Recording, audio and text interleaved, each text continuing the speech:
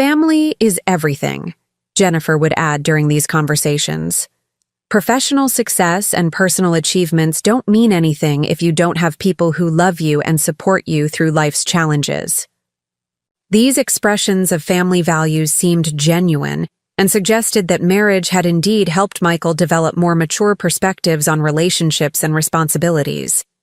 I was hopeful that we were building the kind of close, supportive, family connections that would provide mutual benefit and satisfaction for years to come.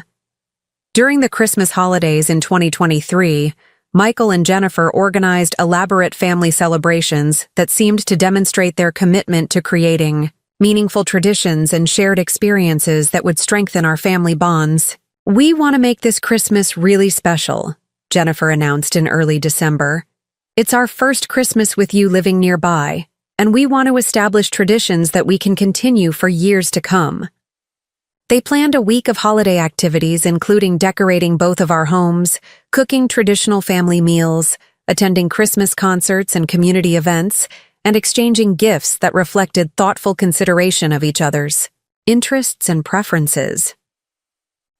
The Christmas celebration was indeed special and provided exactly the kind of family togetherness I had hoped for when planning my retirement relocation. We spent Christmas Eve at my house with a formal dinner that Jennifer prepared using recipes that had been family traditions during my marriage to James.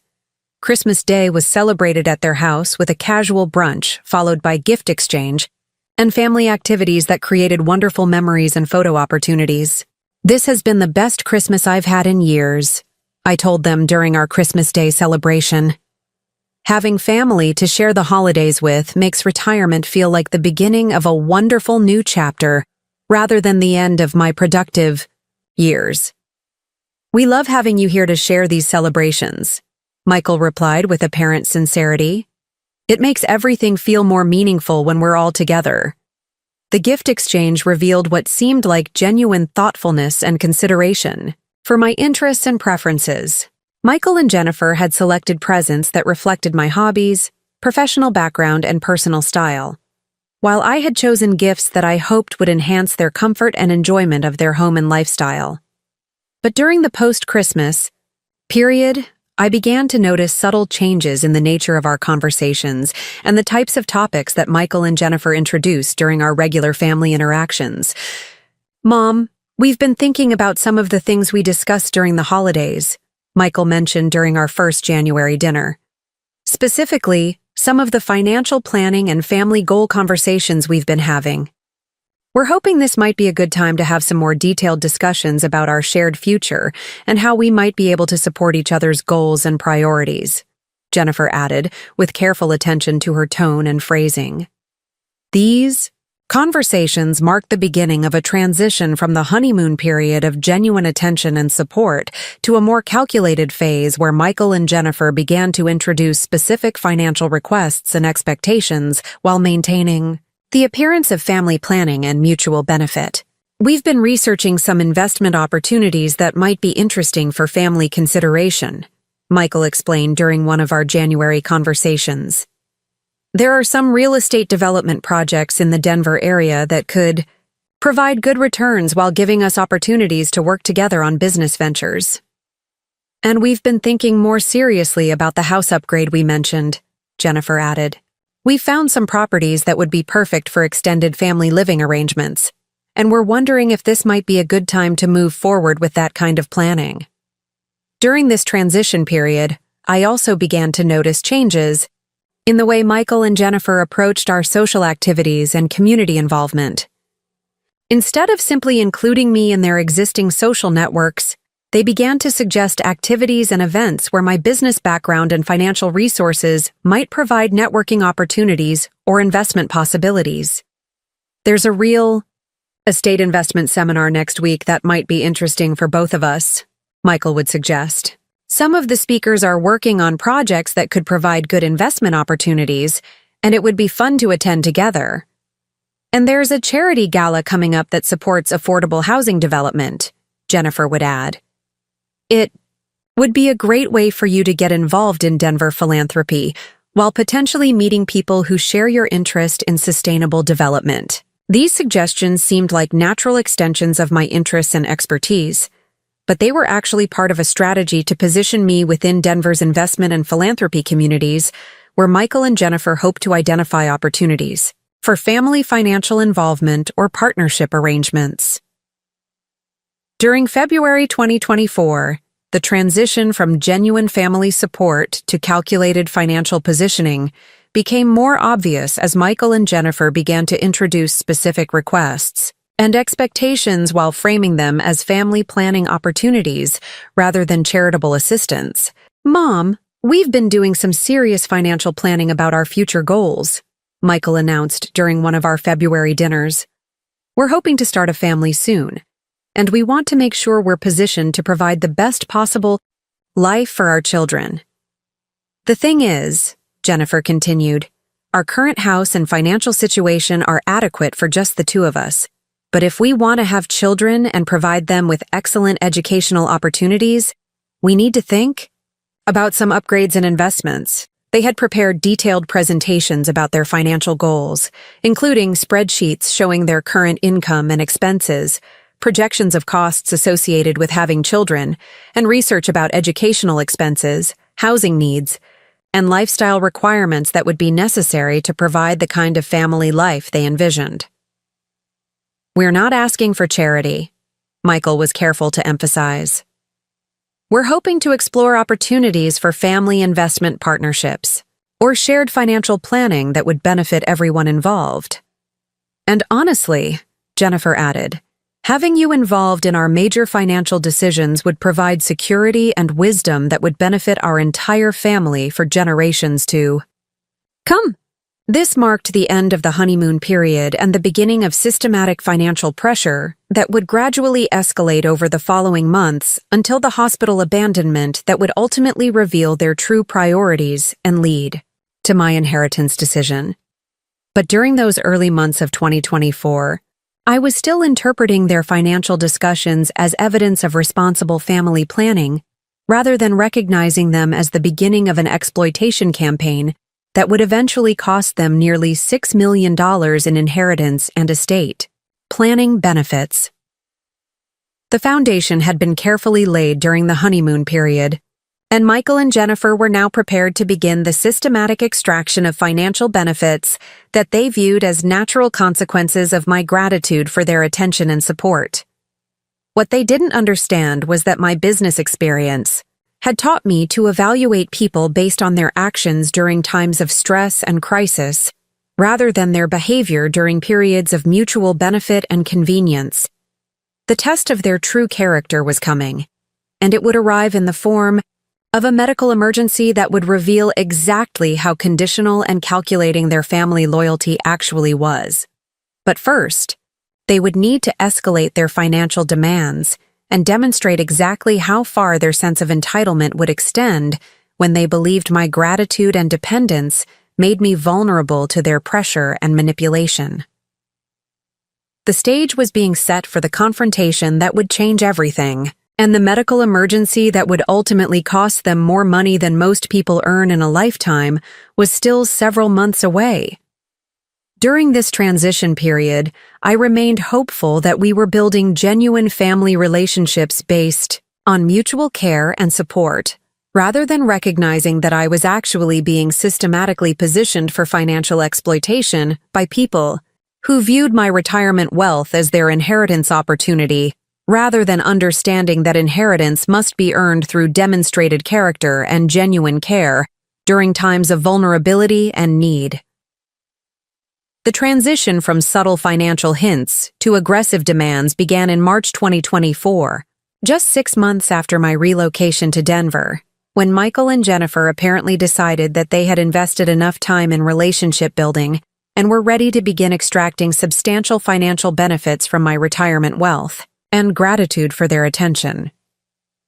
What I had interpreted as family bonding and genuine relationship development had actually been a systematic campaign to establish dependency, gather intelligence about my resources, and position themselves as essential to my happiness before beginning the exploitation phase that would ultimately reveal their true character and cost them everything.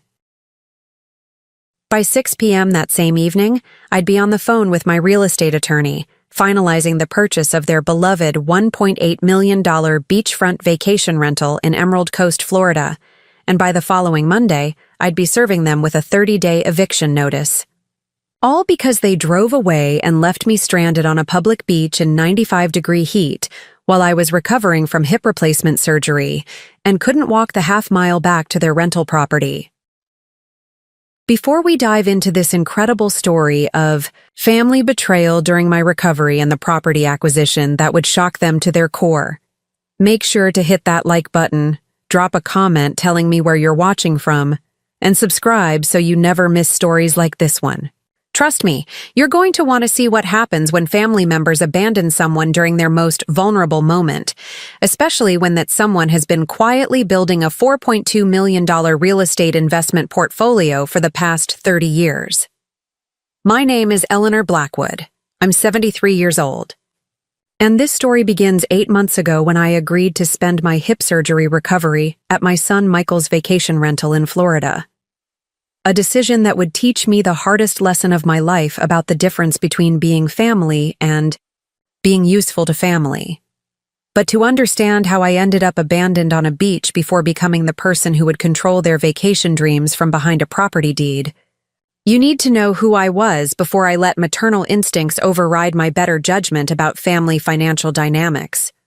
For 32 years, I was Eleanor Blackwood, founding partner of Coastal Property Ventures, one of the Southeast's most successful vacation rental investment firms. I didn't just buy and flip properties. I specialized in identifying undervalued beachfront and lakefront properties, transforming them into luxury vacation rentals, and building sustainable income streams that provided both immediate cash flow and long-term appreciation. My expertise was in understanding vacation rental markets, property valuation, rental income optimization, and, most importantly, the legal structures that protect property owners and provide maximum control over their investments. I started with a $25,000 inheritance from my grandmother and an economics degree from University of Georgia when my husband Thomas died in a boating accident at age 45, leaving me with a 12-year-old son, Michael, and an absolute determination to never be financially dependent on anyone again. My first major investment was a modest beach cottage in Tybee Island that I purchased for $85,000 in 1992.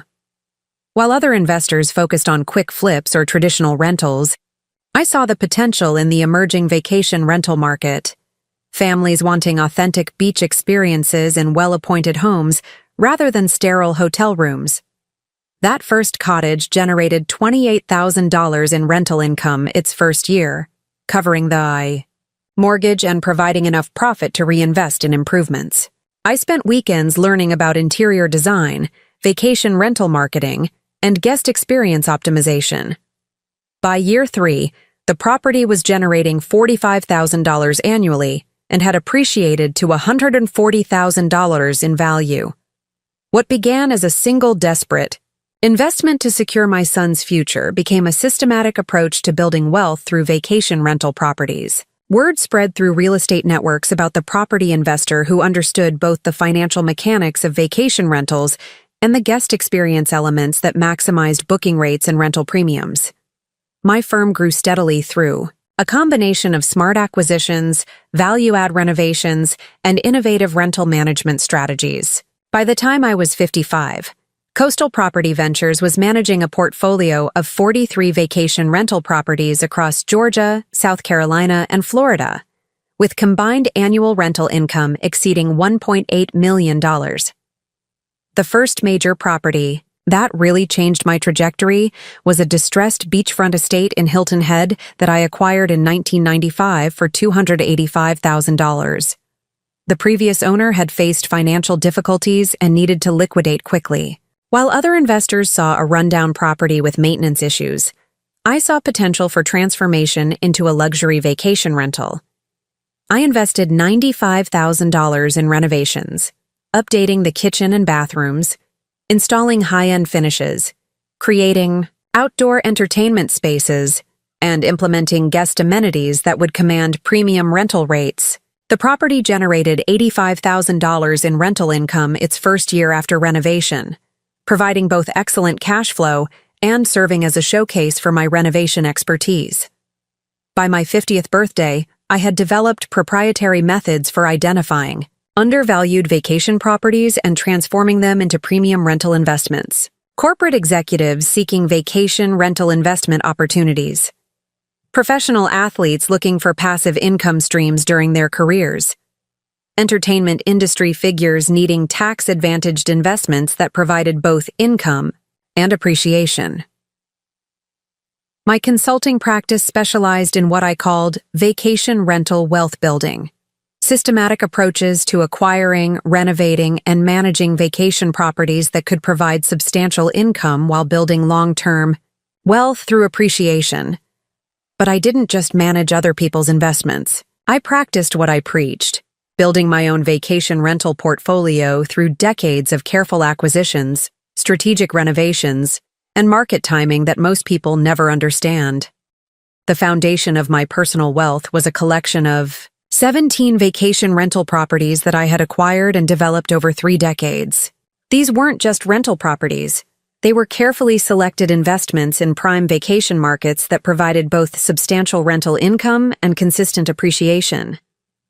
My flagship property was a 6-bedroom beachfront estate in Kiawah Island that I had purchased for $380,000 in 1998 and transformed into a luxury vacation rental generating $180,000 annually. The property featured panoramic ocean views, private beach access, a swimming pool, and luxury amenities that attracted high-end guests willing to pay premium rates for exceptional experiences. The renovation had cost $125,000 but transformed a dated beach house into a sophisticated retreat that commanded $3,500 per week during peak season and $20,200 per week during off-season periods. The property had appreciated to approximately $1.4 million by 2024, while producing over $2.8 million in rental income during my 26 years of ownership. My second major holding was a collection of 4 lake cottages in North Georgia that I had acquired as a package deal in 2005 for $420,000. The previous owner had inherited the properties but lacked the expertise and capital to maximize their potential. After renovations totaling $85,000, these properties generated a combined $95,000 annually, while appreciating to approximately $850,000 in total value. Each cottage featured rustic charm combined with modern amenities, stone fireplaces, updated kitchens, private docks, and scenic decks that provided perfect settings for family reunions and corporate retreats. The properties stayed booked at 85% occupancy rates year-round, demonstrating the income potential of well-managed lake vacation rentals.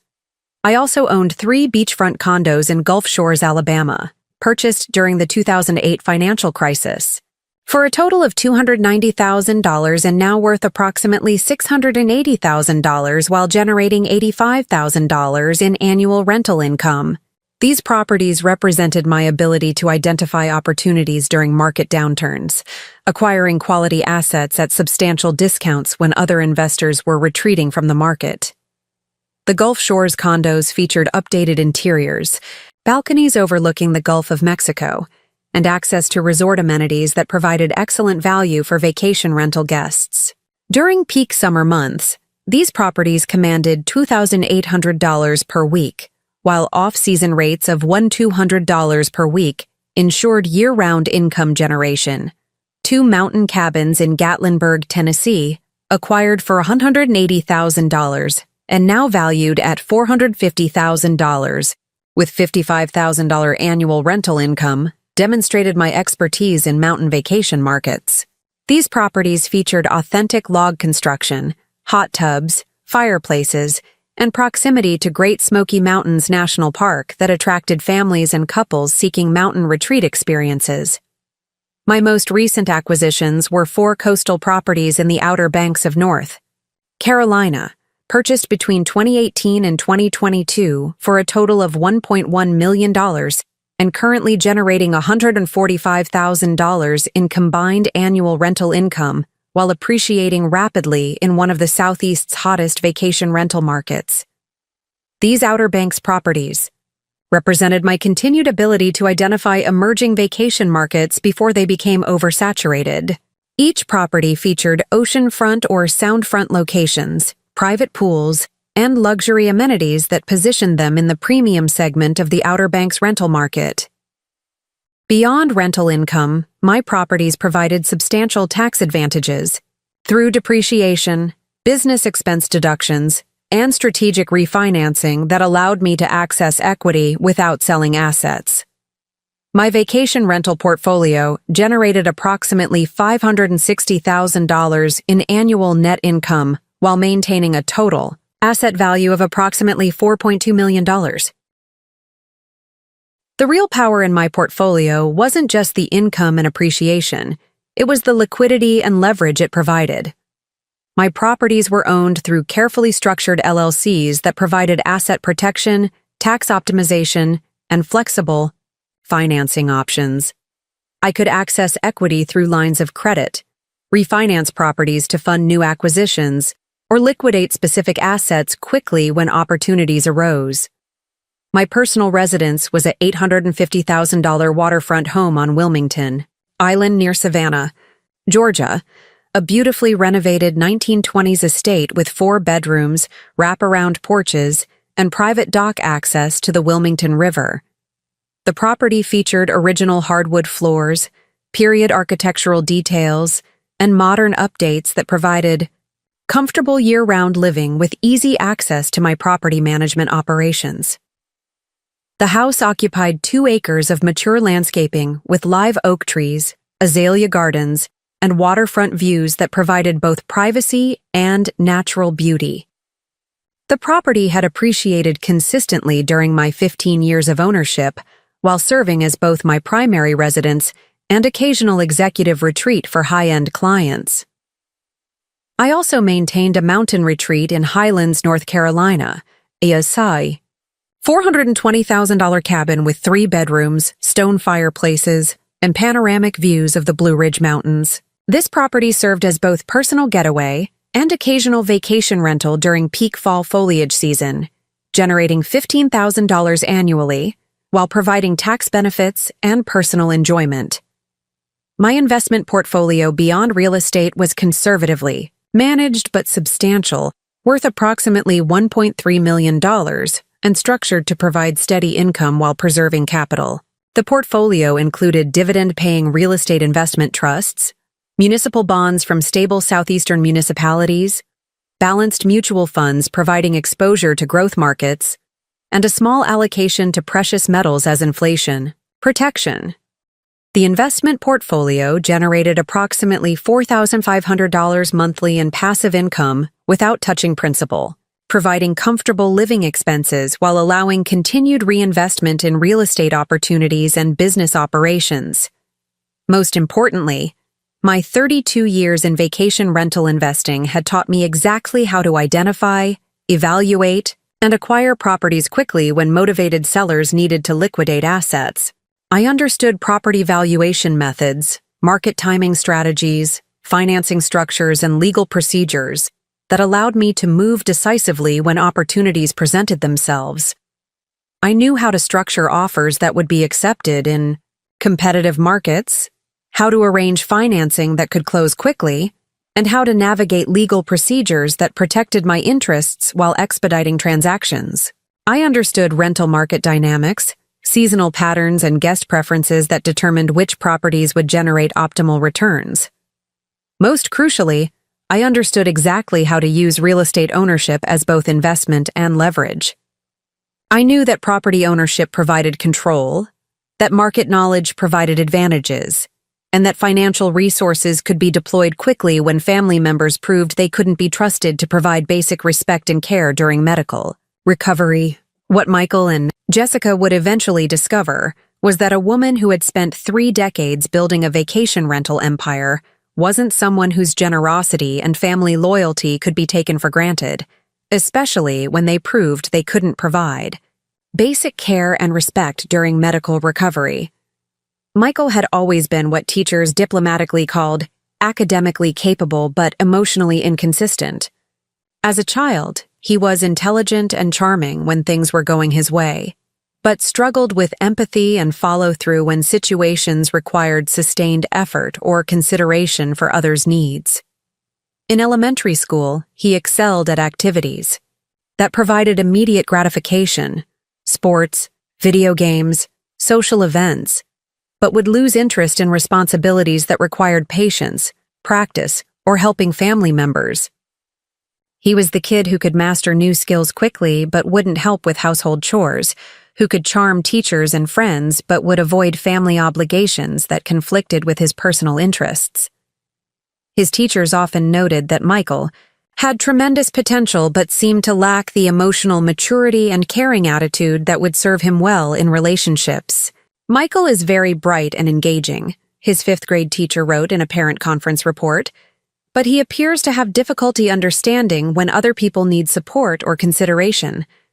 In middle school, this pattern intensified around family responsibilities and financial understanding.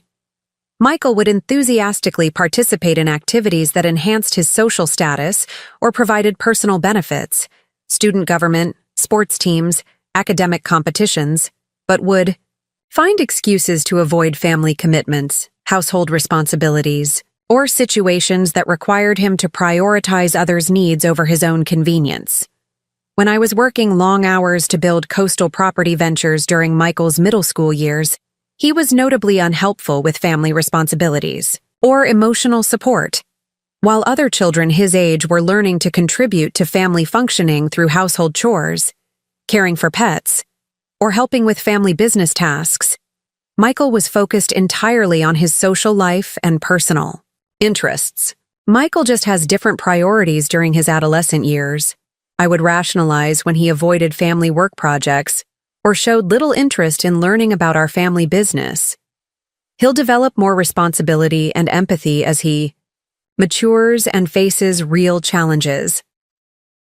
In high school, Michael's pattern of selective caring became more pronounced around family relationships and financial responsibility. He would excel in academic areas and social activities that served his interests, but would consistently avoid family business involvement, elder care responsibilities, or situations that required sustained commitment to helping others. When my mother, Michael's grandmother, began experiencing health problems during his sophomore year, Michael was notably absent from family caregiving responsibilities and emotional support activities. He was always too busy with academic projects, athletic commitments, or social plans to spend time helping with her care or participating in family support efforts. Michael's just focused on his education and future right now, I would tell my mother when she asked why her grandson visited so rarely during her illness. High school is demanding, and he'll have more time for family when he graduates and gets established. But the pattern continued through his senior year and into college. Even after my mother's death during his freshman year at University of Florida, Michael's response was notably detached and practical rather than emotional or supportive. He was more concerned about how her funeral timing might affect his finals schedule than about providing comfort to family members or participating in memorial planning. Michael grieves differently than other people, I rationalized. Some people process loss privately rather than through family involvement. I funded Michael's education at University of Florida, $180,000 total for tuition, housing, and living expenses over 4 years. He graduated with a business degree and solid grades, but his college years were marked by the same pattern of prioritizing personal interests over family connections and responsibilities. During his college years, Michael's visits home became increasingly infrequent and brief. Even during semester breaks when he was supposedly home in Savannah, he would spend most of his time with friends, at social events, or pursuing personal interests rather than engaging with family or learning about the business that was funding his education. College is a crucial time for building independence and adult relationships, I would explain to relatives who questioned Michael's minimal family involvement. He'll have plenty of time to focus on family and business when he's established. Professionally. After graduation, Michael moved to Atlanta and built a successful career in pharmaceutical sales, earning approximately $95,000 annually, plus performance bonuses that brought his total compensation to around $125,000 in good years. He was skilled at his job and well regarded by clients and colleagues, but his professional success was built on charm and persistence rather than genuine concern for others' well-being. Michael's choice to move to Atlanta immediately after college, rather than staying closer to family or getting involved in our family business, was presented as a career opportunity rather than as distance-seeking behavior. Atlanta has excellent pharmaceutical industry opportunities, he would explain. This position will provide much better advancement potential than staying in Savannah. But the practical effect was that Michael established a lifestyle that was geographically and emotionally removed from family obligations and business responsibilities. He visited Savannah 3 or 4 times per year, usually during major holidays, but maintained minimal regular contact and showed little interest in my daily life or business operations.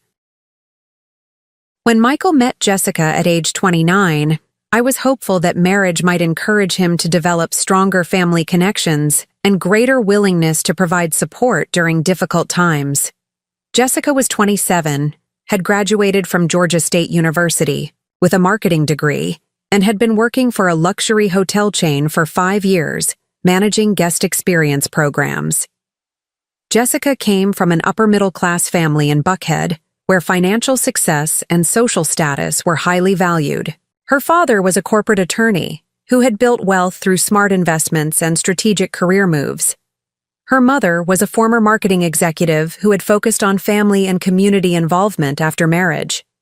Jessica had grown up, understanding that financial security and social connections were important foundations for a successful lifestyle. Jessica's professional background in hospitality marketing was particularly appealing to me as someone deeply involved in vacation, rental guest experience optimization. Having a daughter-in-law with expertise in guest services and marketing seemed like a tremendous opportunity for our family business, especially given my growing awareness that the vacation rental industry was becoming increasingly competitive and sophisticated. During their engagement, Jessica seemed to have a positive influence on Michael's attention to family relationships. She encouraged him to call more regularly, remember important occasions, and participate more actively in family gatherings. She also expressed genuine interest in learning about our family business and understanding the vacation rental industry. I think there could be great synergy between my marketing background and your property management expertise, she would tell me during family dinners. The vacation rental industry is evolving rapidly with online booking platforms and social media marketing, and there are probably opportunities to optimize guest experiences and booking strategies. I was impressed by Jessica's professional competence and business acumen, and hopeful that marriage would help Michael develop more consistent patterns of family engagement and business responsibility. I was also excited about the possibility of having someone with marketing expertise become involved in our family business operations. Jessica understands the hospitality industry from the guest perspective, I would tell my business partner when discussing potential family succession planning. She could bring valuable insights about guest experience optimization and modern marketing strategies that could enhance our property performance. I paid for their wedding, a $45,000 celebration at a luxury resort in Savannah that Jessica had selected for its elegance and photogenic qualities.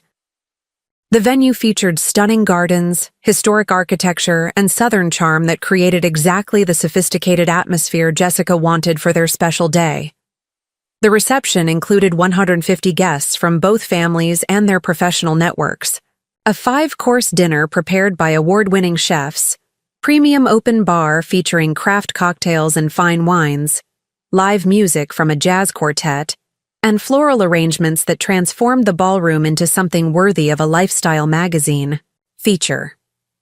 Jessica's dress was a designer gown from an exclusive Atlanta boutique, and Michael wore a custom tuxedo that made him look successful and distinguished.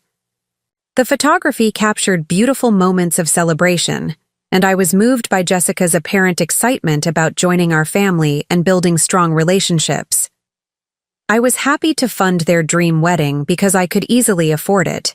Because I wanted to welcome Jessica into our family with generosity and celebration, and because I hoped this investment in their happiness would contribute to a strong marriage that would benefit both of them and strengthen our family business. Connections. When they started planning their post-wedding lifestyle, I provided the $60,000 down payment for their first house, a beautiful 4-bedroom colonial in an upscale Atlanta suburb with excellent schools and strong property values. The house featured hardwood floors, granite countertops, a gourmet kitchen, and a swimming pool that provided the kind of entertaining space they wanted for building their social and professional networks. The property was located in Buckhead, one of Atlanta's most prestigious neighborhoods, with tree-lined streets, upscale shopping, and proximity to major business districts that supported both their career development and social goals. The mortgage payments were manageable on their combined income of approximately $155,000, and the house provided space for the family they were planning and the entertaining lifestyle they enjoyed. My down payment gift had allowed them to purchase in a neighborhood that significantly enhanced their professional image and social connections, while building equity in one of Atlanta's most stable real estate markets. For the first few years of their marriage, this arrangement seemed beneficial for everyone involved. Michael was more attentive to family relationships with Jessica's encouragement and reminders. They sent thoughtful gifts for birthdays and holidays, attended family gatherings more consistently, and seemed genuinely interested in building stronger family connections. Jessica managed their household efficiently while maintaining her marketing career, and seemed to be building the successful lifestyle she had always envisioned. She expressed continued interest in learning about vacation rental operations and occasionally offered marketing insights that seemed thoughtful and potentially valuable. I enjoyed being a generous mother-in-law who could provide opportunities and financial security that enhanced their quality of life. The house down payment had given them access to a better neighborhood and stronger property investment than they could have achieved independently, and I was happy to contribute to their stability and success. Most importantly, I thought I was witnessing Michael's development into a more responsible and caring family member, guided by Jessica's professional competence and supported by the financial security my gifts had provided. I believed that our family relationships were strengthening and that I was building a foundation of mutual support that would benefit everyone as we grew older. What I was actually witnessing was the foundation being laid for a pattern of entitlement and exploitation that would eventually reveal their true priorities when supporting me became inconvenient rather than beneficial to their lifestyle and financial goals. When doctors discovered that my left hip joint had deteriorated beyond conservative treatment during a routine examination in January 2024, my first instinct was to handle everything independently, just as I had managed every other challenge in my life for the past 30 years. But at 73 years old, facing the reality of major surgery, extended recovery, and months of limited mobility, I realized this was different from any obstacle I had previously encountered. The orthopedic surgeon, Dr. Patricia Caldwell at Emory University Hospital in Atlanta, was direct but encouraging in explaining my diagnosis and treatment options. Eleanor, your hip joint shows severe arthritis with bone-on-bone contact that's causing your pain and mobility limitations. The good news is that hip replacement surgery has excellent success rates, especially for patients in good overall health like yourself. The challenging news is that recovery will require significant lifestyle adjustments and family support systems.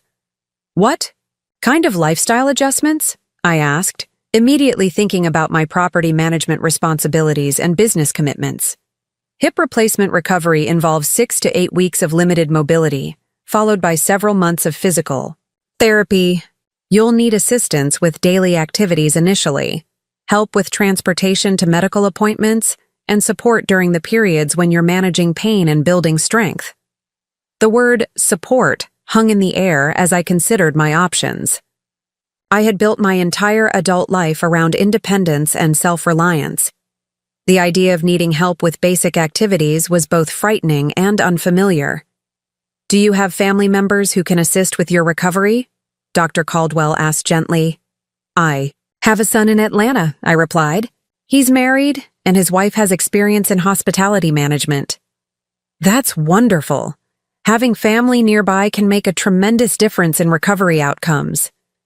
Many patients find it helpful to stay with family temporarily during the most intensive recovery phases, especially if transportation to physical therapy appointments is challenging." That conversation planted the seed of what would become the most costly decision of my life, both financially and emotionally. Over the following weeks, as I researched recovery expectations and considered my support systems, the idea of temporarily staying with Michael and Jessica during my initial recovery began to seem increasingly practical. They lived in Atlanta, close to excellent medical facilities. Jessica's hospitality background suggested she would understand care and service requirements. And most importantly, I would have family nearby during what promised to be the most challenging period of my recovery. But there was another factor that made the arrangement seem appealing. Michael and Jessica had recently acquired a vacation rental property in Emerald Coast, Florida, that they had been developing as both a personal retreat and rental investment. The property was a stunning beachfront home with accessible features, guest accommodations, and proximity to excellent medical facilities in nearby Destin. "Mom, we've been thinking about your surgery and recovery," Michael said when I called to discuss my situation. "Jessica and I want to help however we can, and we have an idea that might work well for everyone." "What kind of idea?" I asked, curious about their proposal. "Well, you know we've been working on the Emerald Coast property," he explained. "It's fully accessible, has beautiful guest accommodations, and the beach environment would be perfect for recovery and physical therapy. What if you stayed there during your initial recovery period?" The suggestion seemed thoughtful and well considered. "That's generous of you to offer," I said. "But I wouldn't want to interfere with your rental bookings or personal use of the property." "Actually, it would work perfectly," Jessica added, having picked up the extension. "We're still in the development phase, so we don't have bookings scheduled for the next few months, and having you there would give us an opportunity to test the accessibility features and guest experience elements we've been implementing." The idea was appealing on multiple levels. The beachfront location would provide a peaceful environment for recovery. The property's accessibility features would accommodate my mobility limitations. And spending time with Michael and Jessica would give us opportunities to strengthen family relationships while they provided support during my recovery. The property has a first-floor master suite with roll-in shower, wide doorways for wheelchair or walker access, and outdoor spaces. That would be perfect for gentle exercise and physical therapy, Michael explained. "We've specifically designed it to accommodate guests with mobility needs. And the medical facilities in the area are excellent," Jessica added. "There are orthopedic specialists, physical therapy centers, and hospitals within easy driving distance. Plus, the beach environment is known to be beneficial for recovery and stress reduction." Over the following conversations, we developed a plan for my recovery period at their Emerald Coast property. I would have surgery in Atlanta, spend the initial week recovering at their home there, then relocate to Florida for the extended recovery period when travel became manageable. Michael and Jessica would help coordinate my medical care, provide transportation to appointments, and assist with daily activities during the periods when I needed support. "We're excited to help with your recovery," Jessica said during one of our planning conversations. "This is exactly the kind of situation where families should support each other, and we want to make sure you have everything you need to heal properly and get back to your active lifestyle." "And honestly, Mom," Michael added, "after everything you've done for our family over the years, this is our opportunity to give back and show how much we appreciate your support and generosity." Their enthusiasm and apparent commitment to supporting my recovery were reassuring, and seemed to confirm that I was making the right decision about accepting family help during my medical situation. I arranged for comprehensive medical care coordination between my Atlanta surgical team and Florida-based recovery specialists. Dr. Caldwell provided referrals to excellent orthopedic follow-up care in the Destin area and assured me that my recovery plan could be seamlessly continued there. "You're making a smart decision," she told me during our final pre-surgery consultation. "Having family support, especially in a peaceful environment like the beach, will contribute significantly to your recovery outcomes. Stress reduction and emotional support are important factors in healing and rehabilitation success." I also arranged for temporary management of my vacation rental portfolio through my business partner and assistant, allowing me to focus entirely on recovery without worrying about day-to-day operational responsibilities. My properties were well established with reliable management systems, so my absence wouldn't affect guest experiences or rental income. "Take all the time you need for recovery," my business partner assured me. "The properties are running smoothly, and we can handle everything until you're ready to resume full involvement." The hip replacement surgery in March 2024 went better than expected. Dr. Caldwell was pleased with the procedure outcome and optimistic about my recovery prospects. "The surgery was very successful," she explained during my hospital follow-up. "Your new hip joint is positioned perfectly, and your tissue response suggests you'll have an excellent recovery." "When can I begin the Florida portion of my recovery?" I asked, eager to move to the next phase of the plan. "You should be ready for travel in about 10 days, she replied. "The beach environment will be wonderful for your recovery, and having family support will make a significant difference in your healing process." The initial week of recovery at Michael and Jessica's Atlanta home seemed to confirm the wisdom of accepting family support during medical recovery. Jessica took time off from her job to help with my immediate post-surgery needs, and Michael rearranged his work schedule to provide transportation to medical appointments and assist with household tasks. "How are you feeling today, Mom?" Michael would ask each morning, checking on my comfort and mobility progress. "Is there anything specific you need? Medication management, meal preparation, or help with personal care?" Jessica would add, using her hospitality background to anticipate and address my recovery needs. During those first days, I felt grateful for their support and vindicated in my decision to accept family help during my medical crisis.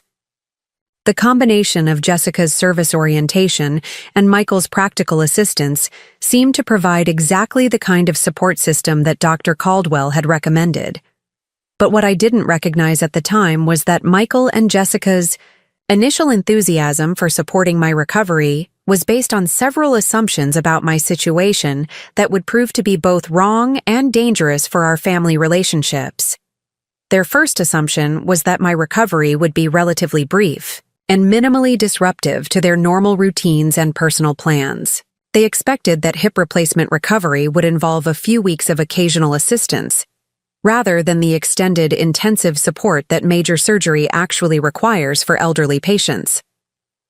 Their second assumption was that my presence in their vacation rental property would be temporary and wouldn't interfere with their long-term plans for the property's development and rental income generation.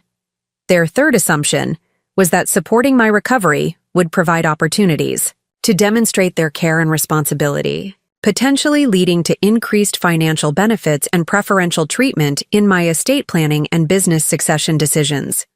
Most significantly, their fourth assumption was that my gratitude for their support would translate into substantial financial recognition, including potential gifts, business partnership opportunities, and favorable modifications to my will and property ownership arrangements. This last assumption would prove to be the most revealing about their true motivations for encouraging my relocation to their vacation rental property for recovery. When we arrived at the Emerald Coast property in late March 2024, I was initially impressed by the thoughtfulness of the accommodations and the apparent care they had taken in preparing for my recovery needs. The property was a stunning 3-story beachfront home with panoramic Gulf of Mexico views, accessible features throughout the main level, and outdoor spaces that provided perfect settings for gentle exercise and relaxation. "We've set up the master suite specifically for your recovery needs," Jessica explained as she showed me around the first floor. "The bedroom has an adjustable bed, the bathroom has safety features and a roll-in shower, and the sitting area provides space for physical therapy exercises and relaxation." The master suite was indeed comfortable and well-appointed, with direct access to a covered porch overlooking the beach, wide doorways that accommodated my walker, and thoughtful details like accessible light switches, grab bars, and a communication system that allowed me to contact them if I needed assistance. "The kitchen is fully stocked with recovery-friendly foods," Michael added, "and we've arranged for a meal delivery service that specializes in nutrition for healing and rehabilitation." The property featured an elevator to access upper levels when my mobility improved, but the main level provided everything I needed during the initial recovery phase: comfortable living spaces, accessible bathroom facilities, and easy access to outdoor areas for gentle exercise and fresh air. "This is beautiful," I told them as we settled into the living area overlooking the beach. "The environment will definitely be conducive to healing and recovery." "We're so happy you like it," Jessica replied. "We want this to be as comfortable and supportive as possible for your recovery process." My new orthopedic specialist in Destin, Dr. Michael Harrison, reviewed my surgical records and was pleased with my recovery progress.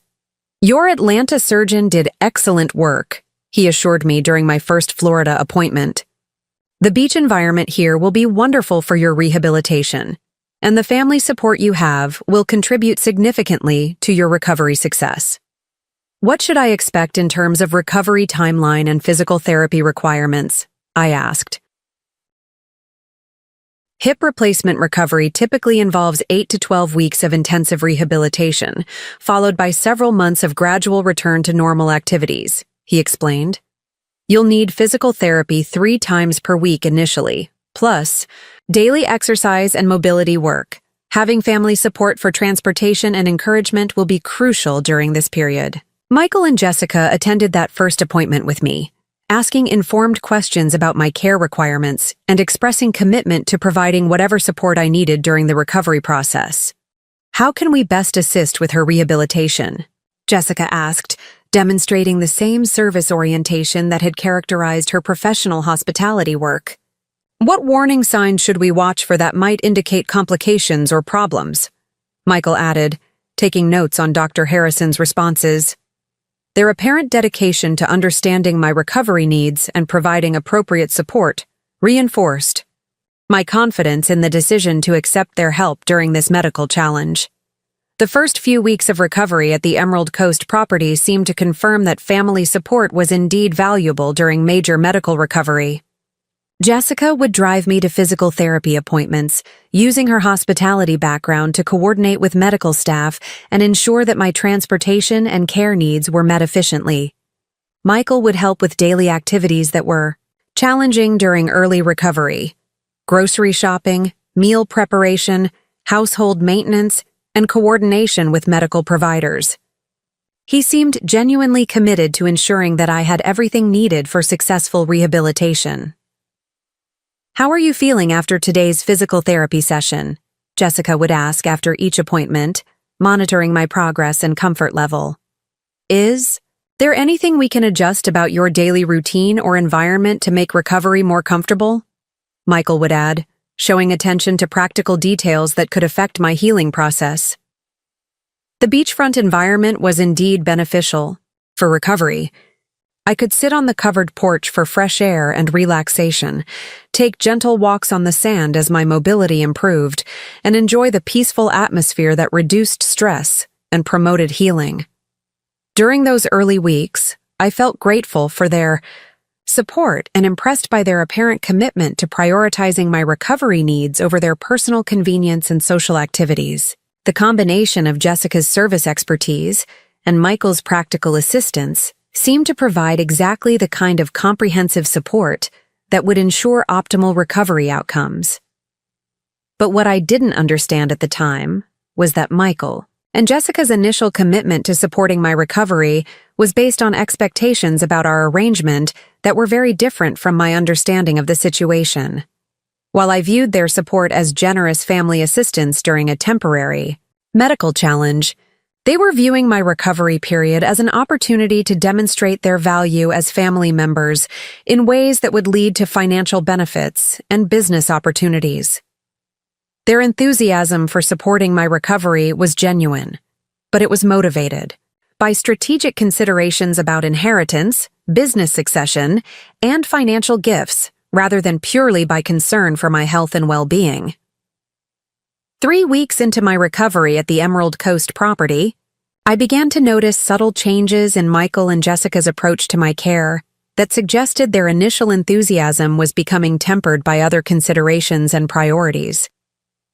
The first sign of shifting attitudes was their increasing attention to the financial aspects of my recovery and its impact on their vacation rental development plans. "Mom, we've been thinking about the timing of your recovery and how it affects our property development schedule," Michael mentioned during one of our evening conversations on the porch. "We had been planning to begin marketing the property for vacation rentals by summer season, but your recovery period is extending longer than we initially anticipated." "What do you mean?" I asked, confused by the suggestion that my recovery was affecting their timeline. "Well, summer is the peak rental season for beachfront properties," Jessica explained. "Each week we delay getting the property on the rental market represents significant lost income potential." When I pointed out that they had specifically offered the property for my recovery and assured me that the timing wouldn't conflict with their rental plans, their response revealed underlying assumptions about my recovery that I hadn't understood. "We expected that hip replacement recovery would be more like 6 weeks rather than the 12 to 16 weeks that your doctors are now suggesting," Michael said. "The extended timeline creates some challenges for our business planning that we hadn't anticipated. And honestly, Mom," Jessica added, "having someone in active medical recovery limits our ability to test the property's rental readiness and guest experience features. We can't really evaluate how the property works for vacation guests while it's functioning as a recovery facility." Their framing of my medical recovery as a limitation on their business development was surprising and concerning. I had understood that they were offering family support during my medical need, not that I was participating in a business arrangement with timing constraints and performance expectations. The second sign of changing priorities was their increasing focus on the costs associated with my recovery and their expectations for cost sharing or financial recognition. "We've been calculating the expenses related to supporting your recovery," Jessica mentioned during a conversation about household logistics. "The meal delivery service, transportation costs for medical appointments, utility increases for extended occupancy, and foregone rental income are adding up to more than we had budgeted for." "I hadn't realized you were tracking expenses related to my care," I said, surprised by their approach to managing family support costs. "We're not trying to be mercenary about it," Michael was quick to clarify. "We just want to make sure we understand the full financial impact so we can plan appropriately." "And honestly," Jessica added, "providing medical recovery support is more expensive and demanding than normal vacation rental hosting. We're essentially providing personalized care services rather than standard property rental." When I offered to reimburse them for specific expenses related to my care, their response revealed expectations about financial arrangements that went beyond simple cost recovery. "It's not just about direct expenses, Mom," Michael explained carefully. "It's about the opportunity costs and the additional responsibilities we've taken on. This level of care and support represents a significant commitment that affects our other business and personal activities. We're not asking for payment for family support," Jessica was careful to emphasize. "But this situation does represent an investment of time, resources, and foregone opportunities that we hope will be recognized and appreciated appropriately." The implication was clear. They expected that my gratitude for their recovery support would translate into financial benefits that compensated them for their costs and efforts. The third sign of shifting priorities was their growing interest in my business operations and estate planning decisions, presented as natural extensions of their caregiving responsibilities. Mom, we've been thinking about your property portfolio and business management while you're in recovery, Michael said during one of our weekly family dinners. Are you comfortable with your current management arrangements, or would you like us to become more involved in oversight and decision-making? What kind of involvement? I asked, though I was beginning to understand where this conversation was heading. Well, Jessica's marketing background could be really valuable for optimizing your vacation rental operations, he explained. And my sales experience could help with property acquisition analysis and guest relationship management. We're in a unique position to understand both your business model and your personal recovery needs, Jessica added. Having family members involved in business operations could provide better coordination and more personalized attention than working with outside management services. Their suggestions seemed reasonable on the surface, but they represented a significant expansion of their role from temporary recovery support to ongoing business involvement and decision-making authority. When I expressed appreciation for their suggestions, but indicated that I preferred to maintain my existing business management arrangements, their disappointment was obvious and concerning. Mom, we're just trying to help, Michael said with frustration that seemed disproportionate to my preference for maintaining business independence. We can't provide optimal support for your recovery if we don't have understanding and input regarding your business responsibilities. And honestly, Jessica added, it's difficult to coordinate your care and schedule when we don't have access to information about your property management activities and commitments. They were using my medical recovery as justification for expanded involvement in my business operations, rather than understanding that recovery support and business management were separate considerations. As my recovery progressed through April and into May 2024, the gap between my expectations for family support and Michael and Jessica's expectations for financial and business benefits became increasingly apparent and problematic. I was learning that medical recovery requires sustained patient-family support that prioritizes the patient's healing over other considerations, but Michael and Jessica were learning that caregiving was more demanding and less immediately rewarding than they had anticipated. More importantly, I was beginning to recognize that their enthusiasm for supporting my recovery had been based on assumptions about business opportunities and financial benefits, rather than purely on concern for my health and well-being. The beachfront environment was indeed wonderful for my recovery, and my physical therapy progress was exceeding expectations. But the family dynamics were becoming complicated by expectations and priorities that had nothing to do with medical support and everything to do with financial opportunity. Dr. Harrison was pleased with my recovery progress and optimistic about my return to full activity levels. Eleanor, you're healing beautifully, he told me during a May appointment.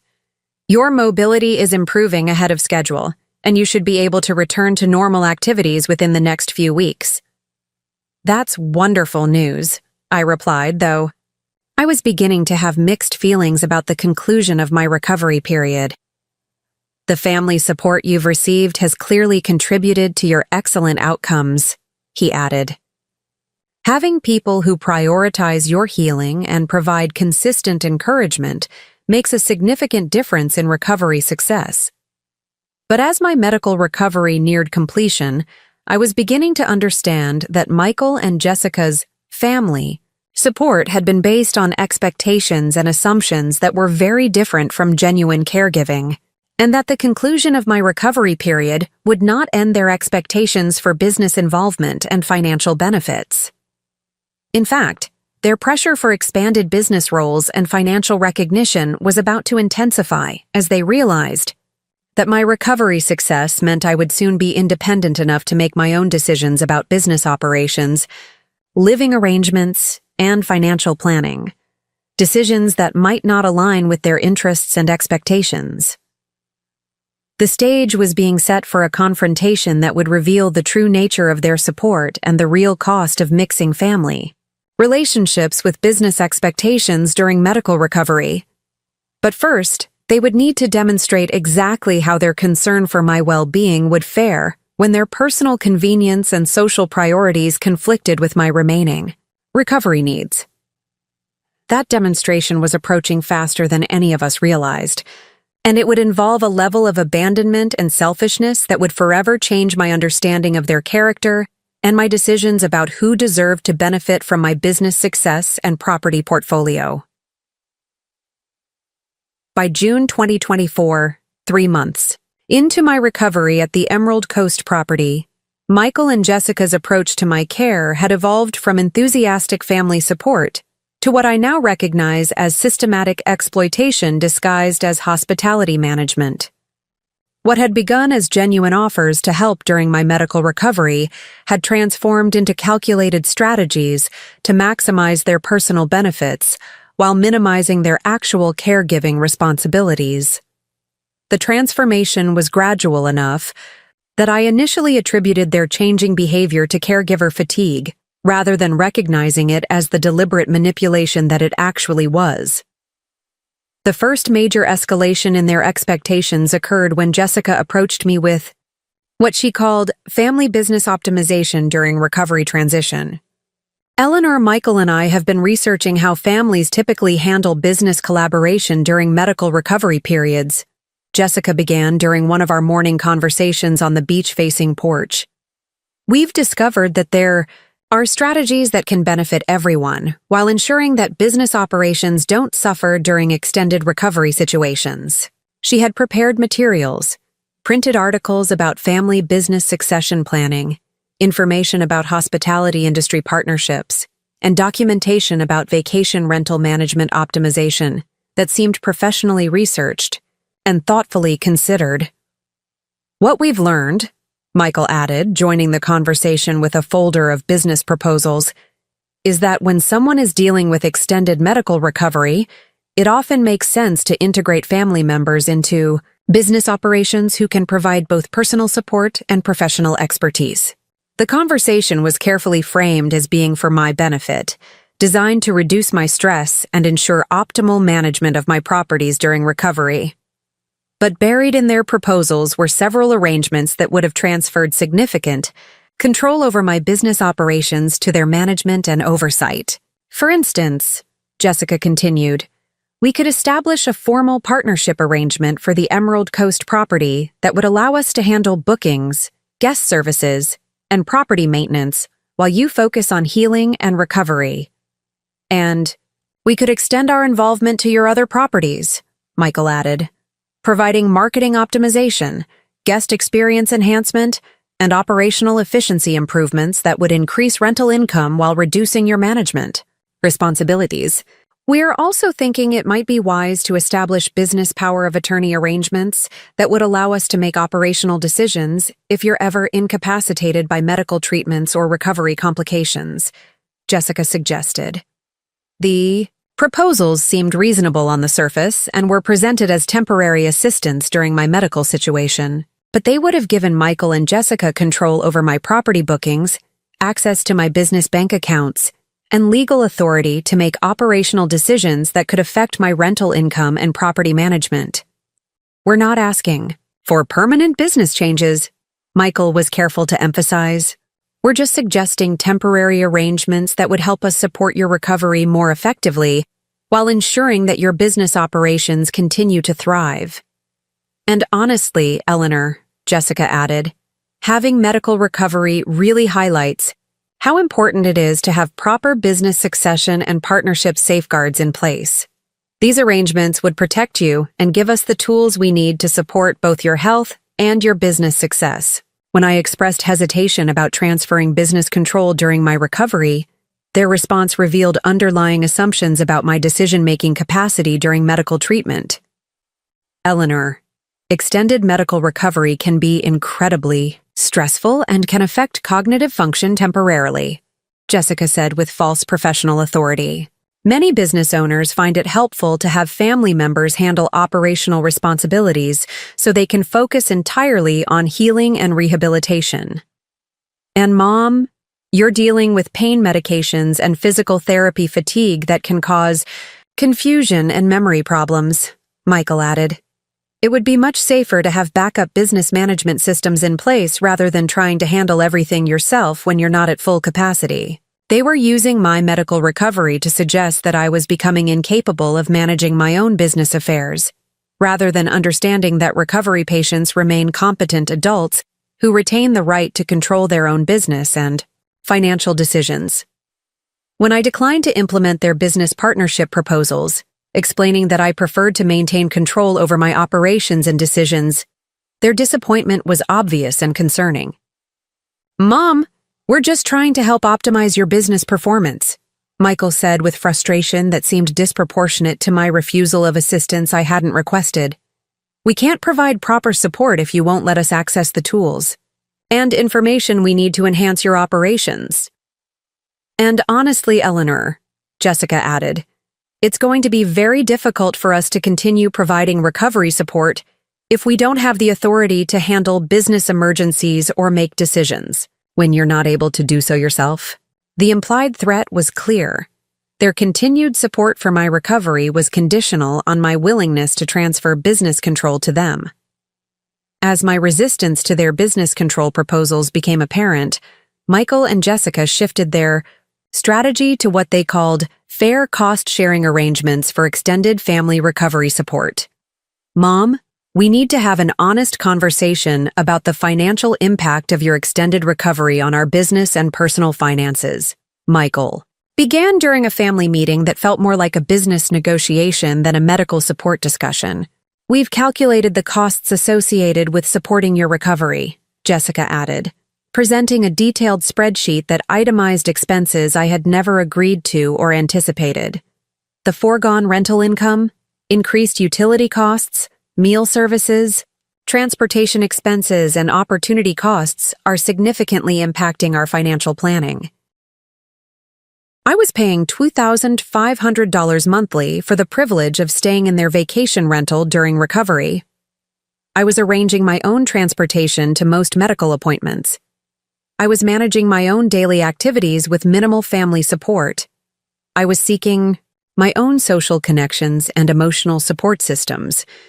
But most troubling was their escalating pressure for involvement in my business operations and estate planning decisions, which they presented as natural extensions of their caregiving support. "Mom, we've been thinking about your business portfolio and our potential partnership opportunities," Michael mentioned during one of our monthly family financial discussions. "Given that we're providing your primary support during this extended recovery period, it might be appropriate to formalize our business relationship." "What do you mean?" I asked, though I was beginning to understand where this conversation was heading.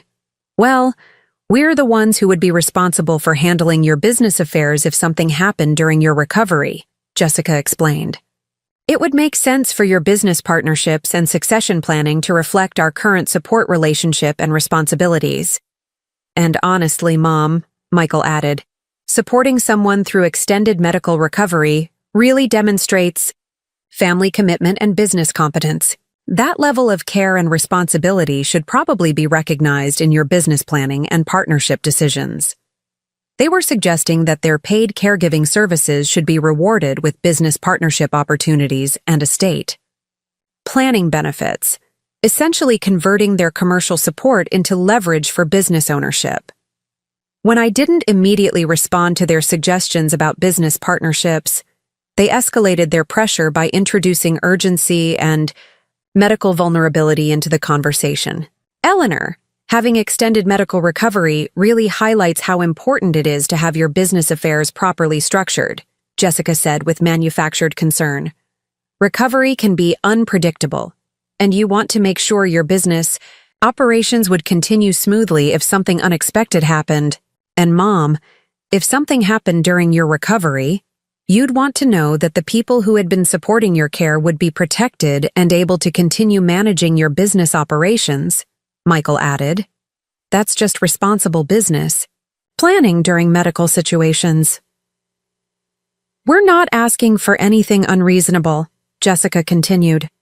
"We're just suggesting that your business partnerships should reflect the reality of who's actually providing your support and would be responsible for your business operations during continued recovery or medical emergencies.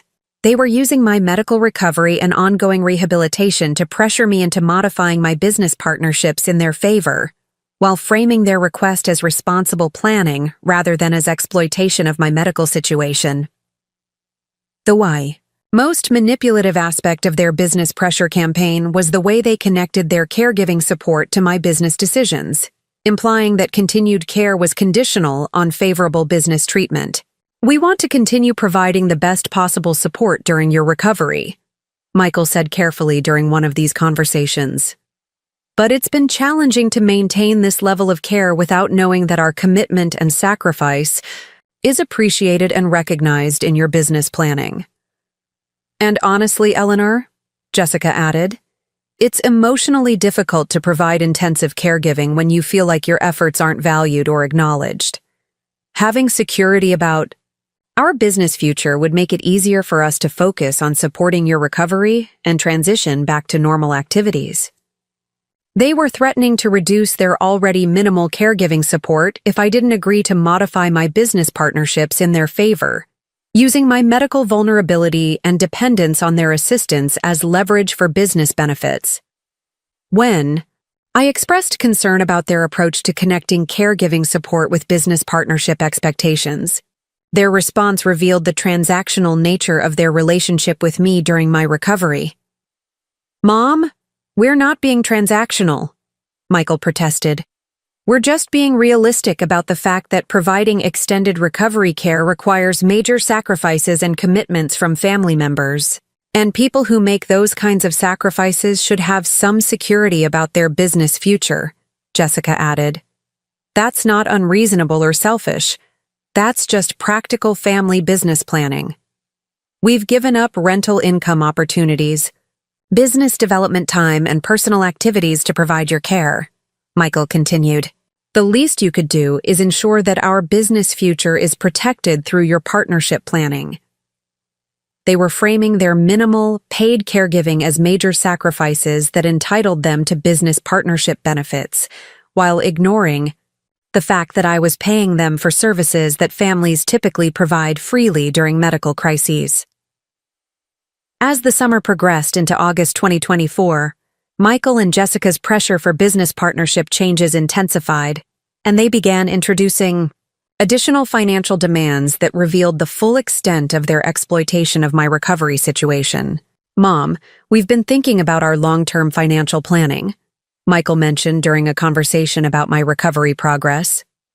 "Given everything we've done to support your recovery, we were hoping you might consider more substantial financial recognition that would help with some of our major business and lifestyle goals." "What kind of financial recognition?" I asked, though I was beginning to dread the answer. "Well, we've been wanting to expand our vacation rental portfolio," Jessica explained.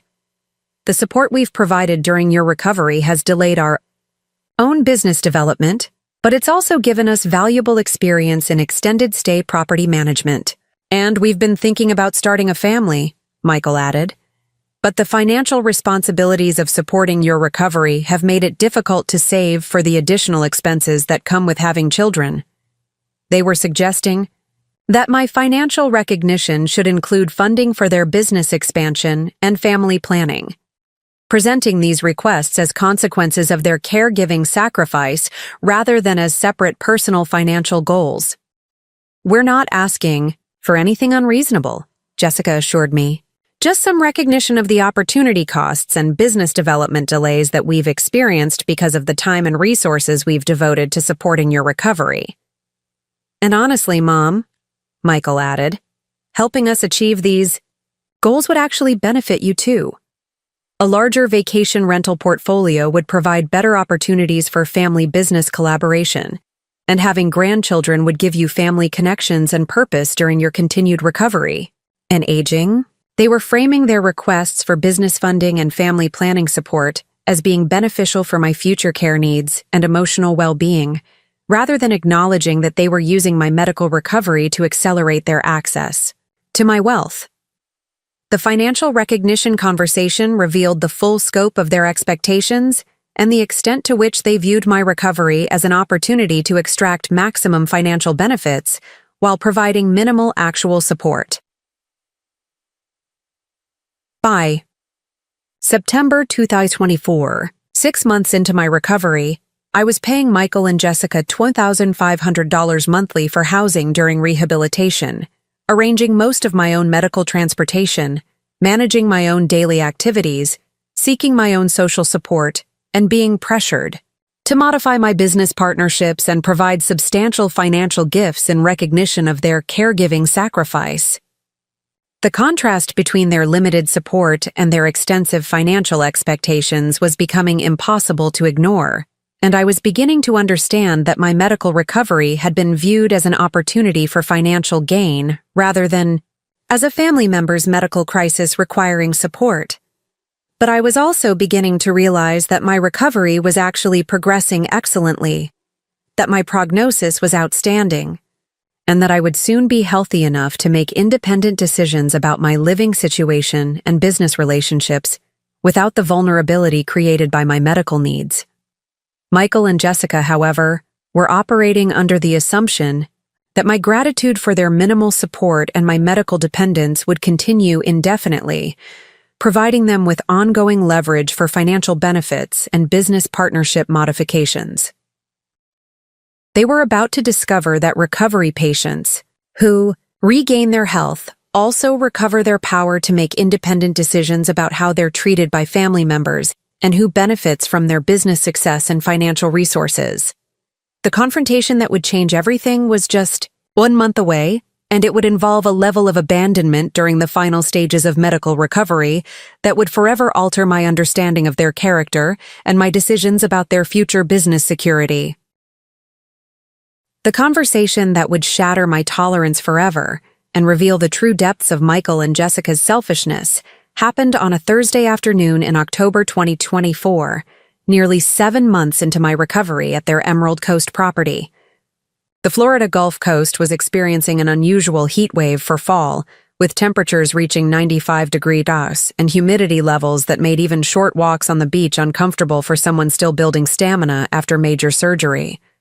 I had just completed what would turn out to be my final physical therapy session, a milestone that should have been celebrated as a family victory over medical adversity.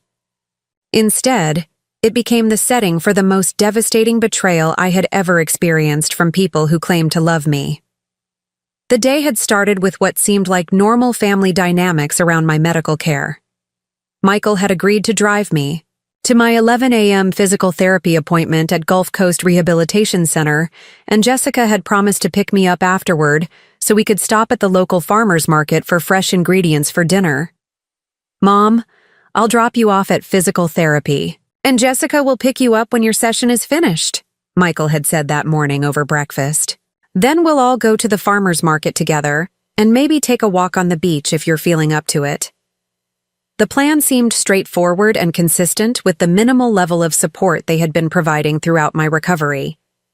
What I didn't realize was that this ordinary Thursday would become the day when their mask of family caring would slip completely, revealing the calculation and cruelty that had been driving their behavior for months. The physical therapy session itself went exceptionally well. My therapist, Maria Santos, was thrilled with my progress and recovery prospects. "Eleanor, this is your final session," she announced with genuine satisfaction. "Your mobility has returned to normal ranges, your strength has exceeded our expectations, and you've regained full independence in all daily activities." "What happens next?" I asked, feeling a mixture of relief and anticipation about moving beyond the intensive recovery phase. "You're essentially back to normal function," she explained. "You should continue with your daily walks and light exercise, but you no longer need formal physical therapy. You can return to all your normal activities, including travel, business, operations, and independent living." The news that my intensive recovery was ending should have been cause for family celebration. Instead, it would prove to be the catalyst for Michael and Jessica's most selfish and revealing behavior yet. When Jessica arrived to pick me up from the rehabilitation center that afternoon, Her mood seemed strangely subdued rather than celebratory, despite the excellent news about my recovery completion. "That's wonderful news about finishing physical therapy, Eleanor," she said with what sounded like forced enthusiasm. "I'm sure you're relieved to be done with the intensive treatment phase." "I am," I replied, though I was puzzled by her lukewarm response to what should have been wonderful news for our entire family. "Maria says I can start thinking about returning to my normal activities, and maybe even traveling back to Savannah in a few weeks." Jessica's reaction to my mention of returning home was swift and concerning. "Let's not make any hasty decisions about your living situation," she said quickly. "You might need continued support during the transition back to independent living, and it would be premature to think about major changes right now."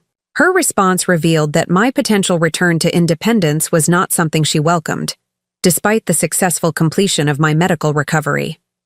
When we arrived at the farmers market in downtown Emerald Coast, the dynamic between Jessica and me seemed tense and conspiratorial in ways that I couldn't initially understand.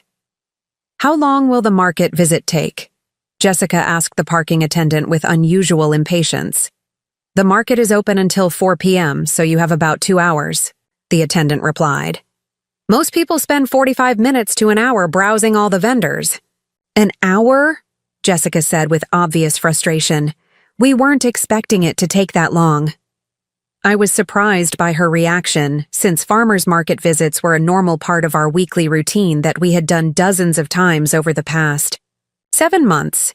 "I can browse independently," I said, recognizing that my improved mobility made me capable of handling the market visit on my own.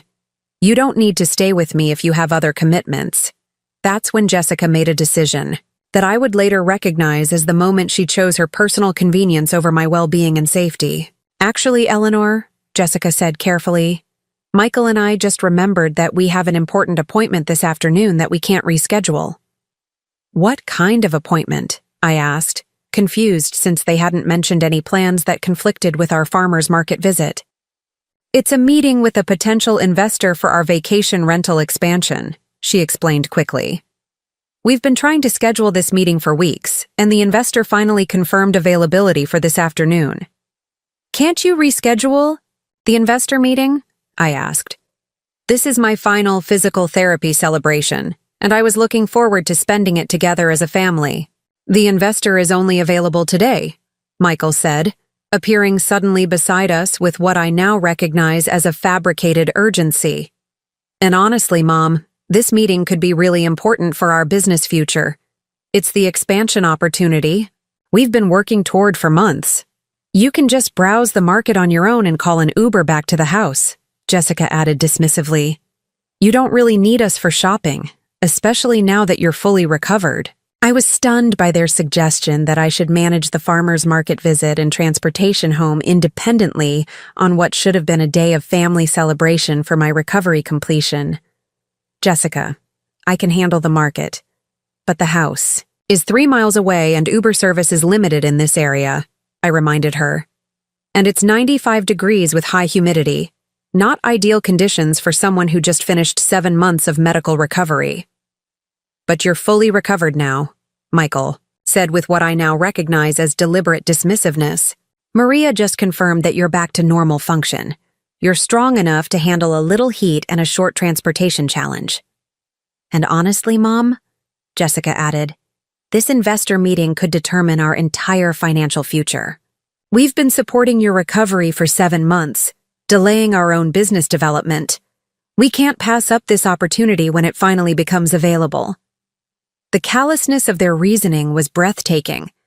They were prioritizing a business meeting for a venture they wanted me to fund over supporting me during the celebration of my medical recovery completion. "I understand the meeting is important," I said, trying to remain calm. "But could one of you stay with me while the other meets with the investor? Or could we reschedule our market visit to accommodate both priorities?" Their response revealed the depth of their selfishness and the extent to which they had come to view my needs as inconvenient obligations rather than family priorities. "Eleanor, we both need to attend the investor meeting," Jessica said with artificial patience. This is a major business decision that affects our entire future, and we can't make it based on only one person's assessment. And Mom, Michael added, you're going to be fine managing a simple market visit and transportation home. The farmer's market is safe, you have your cell phone, and you're in better physical condition than most people your age. We'll be back in 2 hours, Jessica assured me, though her tone suggested this was a final decision rather than a plan open to discussion. Just enjoy browsing the market and call for a ride when you're ready to head home. Before I could protest further or negotiate an alternative arrangement, they were walking toward their car, leaving me alone at the farmer's market entrance in 95-degree heat after what should have been a celebration of my medical recovery. We'll see you back at the house later, Michael called over his shoulder as they disappeared into their vehicle. I stood in that farmer's market parking lot, weak from months of recovery and abandoned by the people who had been charging me $2,500 monthly for family support, watching through the heat shimmer as they drove away to pursue their own priorities.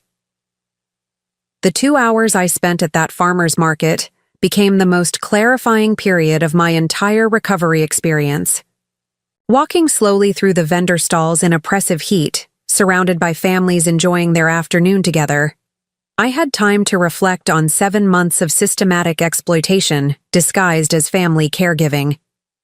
Michael and Jessica had just demonstrated that even on the day of my recovery completion, a milestone that should have been celebrated as a family triumph, their personal business interests took priority over my well-being and celebration. But more importantly, their abandonment at the farmer's market crystallized a pattern of behavior that I had been rationalizing and excusing for months. Mom, I'm really disappointed that you don't seem to understand how important this wedding is to Tyler and me, Rebecca said during our next conversation about wedding funding, her tone shifting to something colder and more manipulative than I had ever heard from her before. I thought family was supposed to support each other during major life events. Rebecca, family is supposed to support each other during medical emergencies too, I replied, shocked by her attempt to reframe my cancer treatment as less important than her wedding celebration.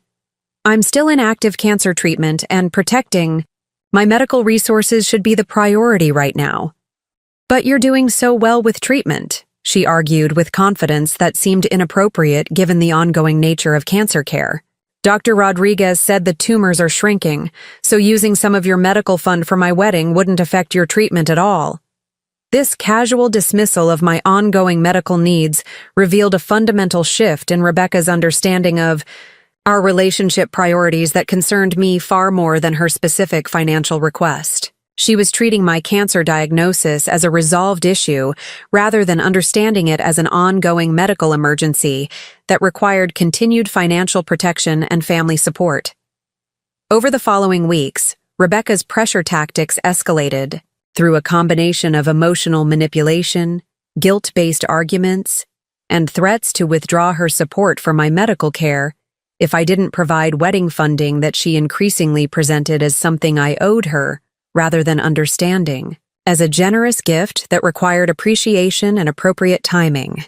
Mom, Tyler's parents are contributing $15,000 to our wedding, she announced during one of our May conversations, presenting this information as evidence that I was being unfairly ungenerous with my own financial support. They think it's important to help their children start marriage with a beautiful celebration and financial stability. That's very generous of Tyler's parents, I replied diplomatically. But every family's financial situation and priorities are different, especially when someone is dealing with medical expenses and treatment costs. Tyler's parents aren't wealthy like you are, Rebecca continued with growing resentment in her voice. They're making sacrifices to support our wedding because they understand that family celebrations matter and that investment in their children's happiness is important. The implication that I was being selfish or unsupportive by protecting my medical emergency fund during cancer treatment revealed Rebecca's complete failure to understand the difference between discretionary family generosity and protecting resources designated for life-saving medical care. Rebecca, I'm not opposed to contributing to your wedding, I explained patiently. But the timing of this request, while I'm still in active cancer treatment, requires careful consideration of medical priorities and financial protection during ongoing health crises. How long am I supposed to wait? She asked with frustration. That suggested my cancer treatment was an inconvenient delay to her wedding funding expectations rather than a genuine medical emergency requiring family support and understanding. You keep saying you need to protect your medical fund, but you're not even using most of that money for treatment. This comment revealed that Rebecca had been monitoring my medical expenses and calculating how much of my emergency fund remained available for her personal use, rather than understanding that medical emergency funds should remain completely protected until cancer treatment and recovery were entirely complete. Rebecca, medical emergency funds aren't designed to be spent as quickly as possible, I explained, amazed that I was having to teach these basic financial principles to someone who had received decades of financial education. They're designed to provide security and protection throughout the entire medical crisis and recovery period. But Mom, you're being overly cautious about money you're probably never going to need, she argued with confidence about my medical future that seemed both inappropriate and concerning. Using $25,000 for my wedding would still leave you with $50,000 for any medical expenses that might come up. The casual way Rebecca discussed calculating my remaining medical fund balance after her wedding expenses revealed that she had fundamentally reconceptualized my cancer emergency fund as family money that she had legitimate claims to access based on her personal financial needs and lifestyle goals. By June 2024, Rebecca's pressure campaign had escalated to include Tyler's direct involvement in requesting wedding funding and threats that my refusal to provide financial support would damage our family relationships and limit their future availability for all. Medical assistance and care. Mrs. Chen, Rebecca and I have been talking about wedding planning and family financial support, Tyler said during one of their visits to discuss wedding arrangements. We understand that you're dealing with medical expenses, but we're hoping you might reconsider helping with our wedding costs. Tyler, I appreciate your understanding about my medical situation, I replied carefully. But my cancer treatment is still ongoing, and protecting medical resources remains my priority until treatment and recovery are complete. But you've already spent months in treatment, and Rebecca says the doctors are really optimistic about your prognosis. Tyler continued with apparent confidence about medical predictions that seemed inappropriate from someone with no healthcare expertise. It seems like the worst is over, and now it's time to start thinking about family celebrations and future planning. The suggestion that my cancer treatment was essentially over, and that I should now focus on funding their lifestyle goals, revealed Tyler's complete misunderstanding of cancer treatment realities and his willingness to minimize my medical situation for his personal financial benefit. Tyler, cancer treatment typically continues for 12 to 18 months, followed by years of monitoring and follow-up care, I explained.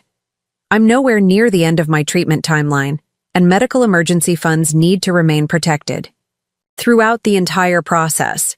We understand that, Rebecca interjected with growing impatience, but we're not asking you to spend money you need for medical care. We're asking for a wedding gift that any loving mother would want to provide. For her daughter's special day? The attempt to frame my medical fund protection as a failure of maternal love revealed the extent to which Rebecca had reframed this situation to justify accessing my medical resources for her personal celebration expenses. During July 2024, as my surgery date approached and wedding planning intensified, Rebecca's behavior shifted to include subtle threats about her availability for medical support if I continued refusing to provide wedding funding. Mom, Tyler and I have been offered an opportunity to spend a long weekend in Lake Tahoe with his co-workers right around your surgery date, Rebecca mentioned casually during one of our treatment day conversations. We're trying to decide whether to go, but it would mean I might not be available to help with your surgery and recovery. The timing of this announcement, just weeks before my scheduled cancer surgery, was clearly designed to pressure me into providing wedding funding by threatening to withdraw medical support during one of the most critical periods of my treatment. Rebecca, are you seriously considering going on vacation during my cancer surgery? I asked, hardly able to believe that someone I had raised would use my medical vulnerability as leverage for wedding funding. It's not really a vacation, she replied defensively. It's a professional networking opportunity for Tyler that could be important for his career development. We're just trying to balance all our commitments and responsibilities. Your mother's cancer surgery should take priority over your boyfriend's networking opportunities, I said firmly, shocked that this even needed to be stated explicitly. Of course your surgery is important, Rebecca agreed with false sincerity. But we also have to think about our future and our career development. If you were able to help with wedding expenses, we'd have more financial security and wouldn't feel pressured to take advantage of every professional opportunity. The implication that providing wedding funding would somehow ensure her availability for medical support revealed the extent to which Rebecca was willing to exploit my medical vulnerability for financial manipulation. By August 2024, Rebecca's behavior had deteriorated to the point where most of our conversations involved either direct financial pressure about wedding expenses or subtle threats about reduced medical support if I didn't provide the funding she believed she deserved. Mom, Tyler, and I have been talking about our wedding timeline and financial planning, she announced during one of our increasingly tense conversations. We've decided that if we can't get family support for our wedding expenses, we might need to postpone the wedding until we can save enough money ourselves. That sounds like responsible financial planning, I replied, though I suspected this was another manipulation tactic designed to make me feel guilty about their wedding delays, rather than a genuine commitment to financial responsibility. Though I suspected this was another manipulation tactic designed to make me feel guilty about their wedding delays, rather than a genuine commitment to financial responsibility. Though I suspect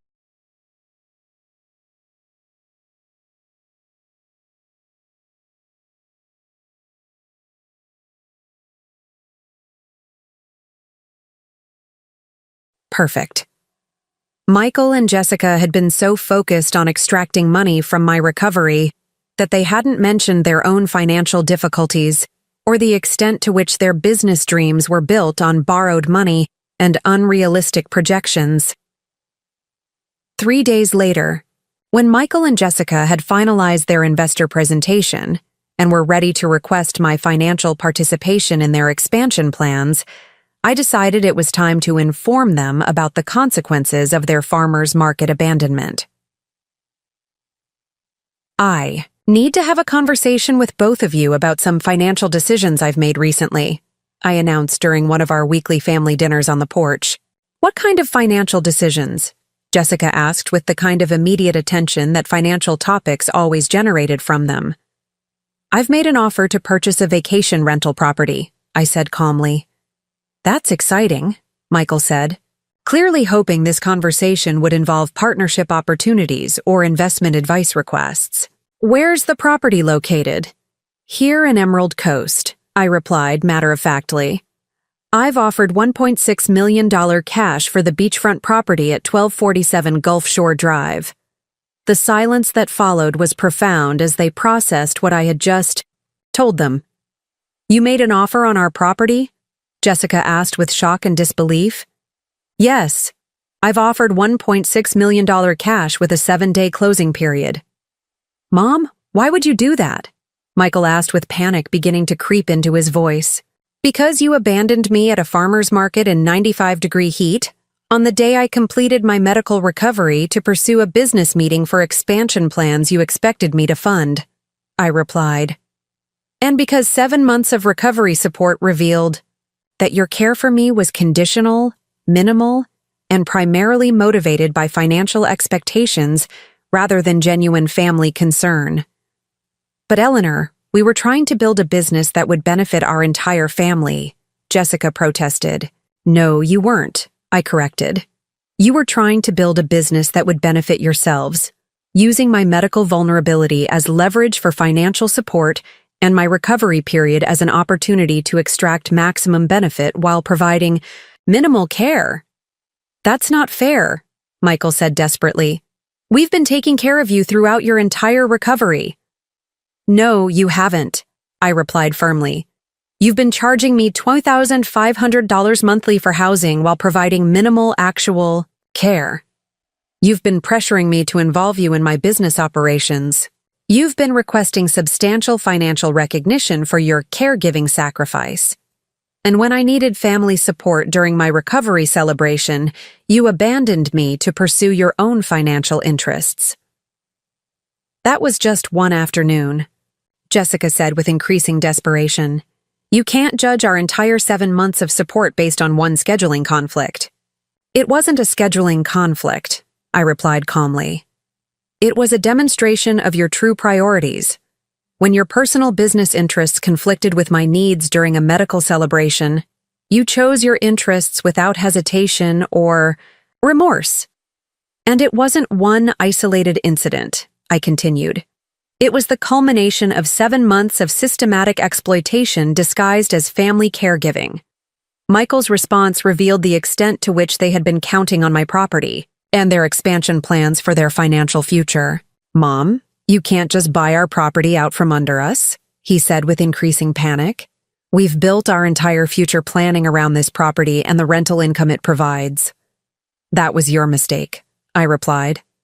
Property ownership and business success are not entitlements that family members can assume or demand. They're achievements that are earned through competence, integrity, and genuine care for others. But we love you, Jessica pleaded. We've been trying to support your recovery while managing our own financial pressures and business responsibilities. Jessica, love isn't demonstrated through paid caregiving services, business partnership pressure, and abandonment during medical celebrations, I said calmly. Love is demonstrated through prioritizing someone's well-being over your own convenience, providing support without conditions or expectations, and being present during their most important moments. You've proven that your relationship with me is transactional rather than loving. You've shown that you view my medical needs as inconvenient obligations and my financial resources as assets you're entitled to access. The conversation continued for over 2 hours, with Michael and Jessica alternating between denial, anger, bargaining, and desperation, as they realized the full extent of what they would lose through their exploitation and abandonment. Mom, please, reconsider this property purchase, Michael begged. We're willing to apologize for any mistakes we made and provide better support going forward. The time for providing better support was during my recovery, I replied. You had 7 months to demonstrate genuine care and family commitment. Instead, you demonstrated selfishness, exploitation, and abandonment. But Eleanor, buying our property seems like an extreme overreaction, Jessica argued. Surely we can work out some kind of arrangement that recognizes both our mistakes and our genuine efforts to help. There is no arrangement, I said firmly. You've shown me who you really are when someone you claim to love needs support during a medical crisis. My business decisions now reflect that reality. Over the following week, Michael and Jessica made numerous attempts to convince me to withdraw my property offer, using every manipulation tactic they had employed during my recovery. They tried. Guilt. Mom, we're your only family. How can you take away our home and business? They tried bargaining.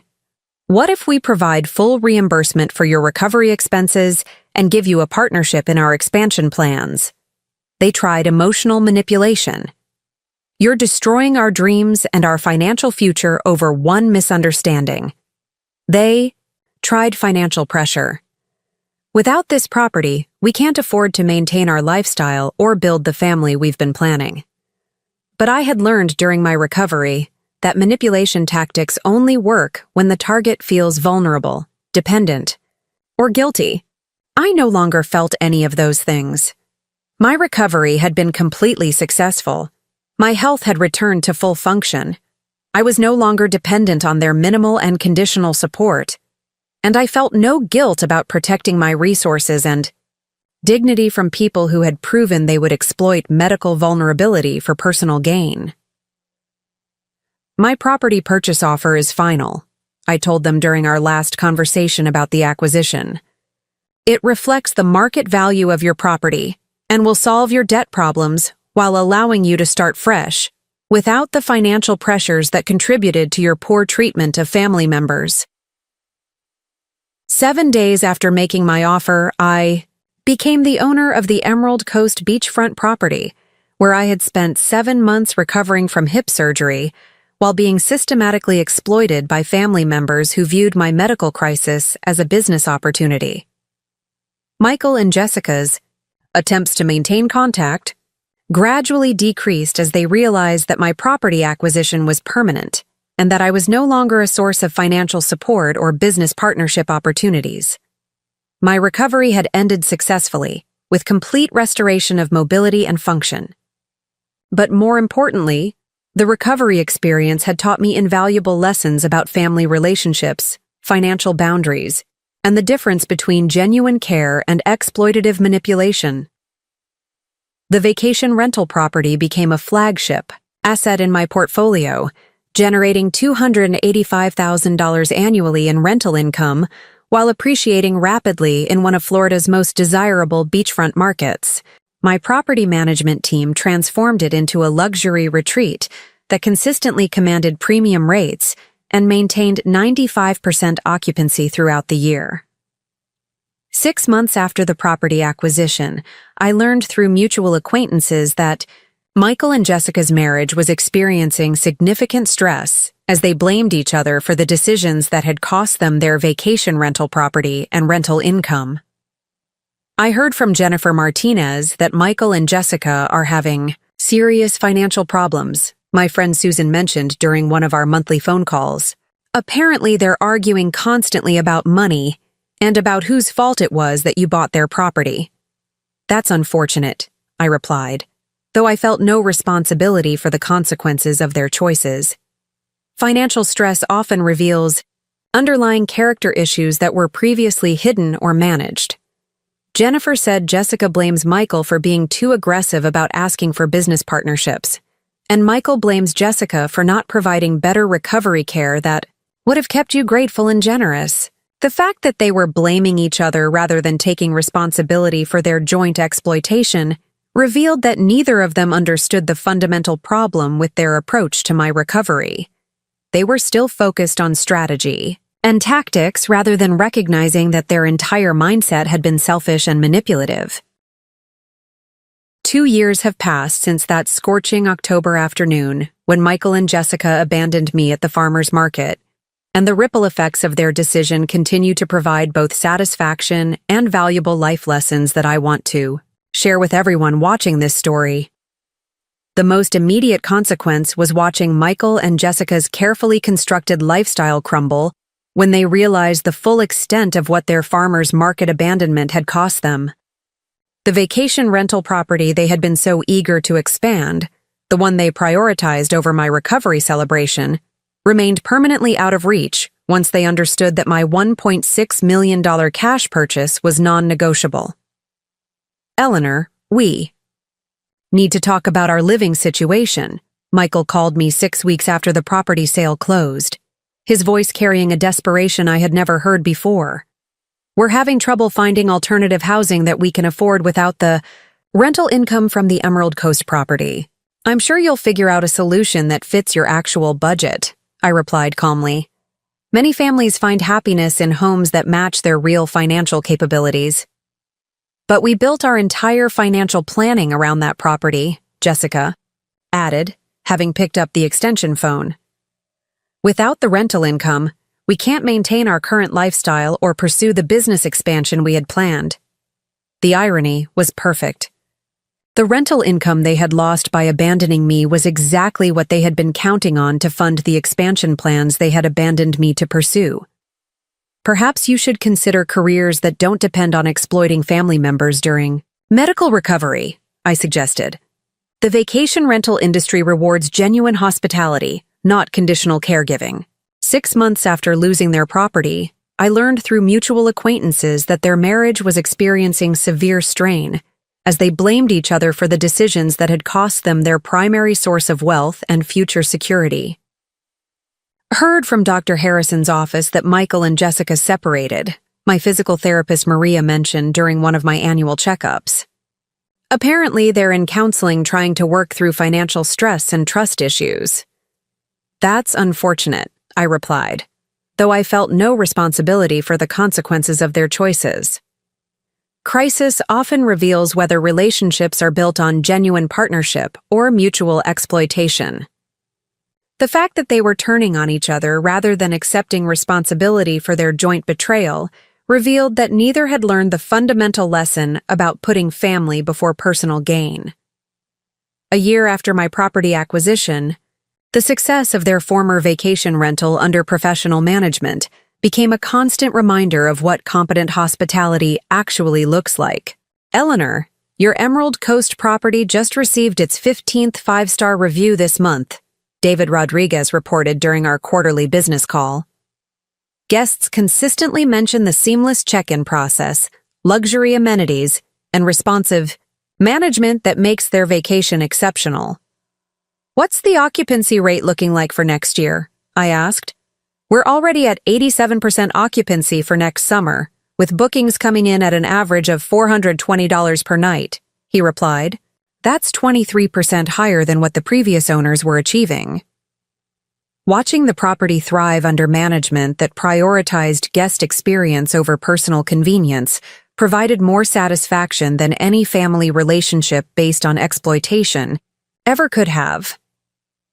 The most meaningful outcome has been the financial freedom that comes from having business arrangements that reflect competence and integrity rather than family manipulation. My vacation rental portfolio now generates over $680,000 annually across 18 properties, with the Emerald Coast flagship leading performance in every category.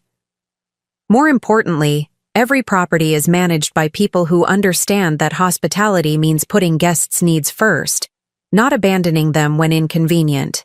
You seem genuinely happier now than during your recovery period, my friend Susan observed during a recent visit. It's like removing the stress of dysfunctional family relationships allowed your natural energy to return. Exactly, I agreed.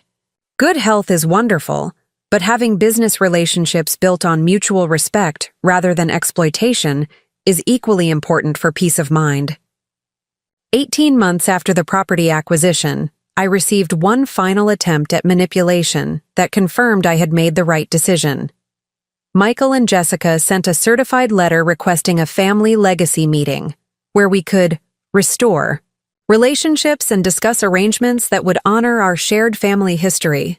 The letter was carefully crafted to sound like genuine reconciliation, while actually requesting that I sell their former property back to them at a family discount price. We understand that we made mistakes during your recovery, they wrote. But family relationships should be more important than business disputes. We hope you'll consider arrangements that allow us to rebuild our lives and restore the family harmony that medical stress unfortunately damaged. I showed the letter to my attorney, who smiled and shook his head. Eleanor, they're still trying to frame their exploitation as medical stress, rather than acknowledging their deliberate choices, he observed. Some people never learn the difference between consequences and punishment.